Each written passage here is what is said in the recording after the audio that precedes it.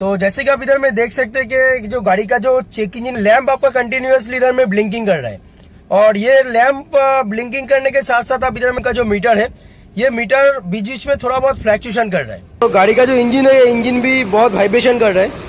तो गाइस गाड़ी में प्रॉब्लम ये मिला कि 2 नंबर सिलेंडर का spark plug and ignition coil का हाई टेंशन केबल ये वाटर जाने के लिए शॉर्ट हो गया, जिसके दौरान से आपका 2 नंबर सिलेंडर में प्रॉपर फायरिंग नहीं मिल रहा था और इंजन आरपीएम फ्लैक्चुएशन हो रहा था और वाइब्रेशन हो रहा था। जैसे कि आप इधर में देख सकते हो 2 नंबर सिलेंडर का इग्निशन का जो हाई टेंशन कॉर्ड है इसका कंडीशन, एज वेल हेड में भी वाटर का निशान। तो गाइस अभी हम लोग नया हाई टेंशन केबल और नया स्पार्क प्लग लगा के गाड़ी में देखते हैं प्रॉब्लम का सोल्यूशन क्या होता है।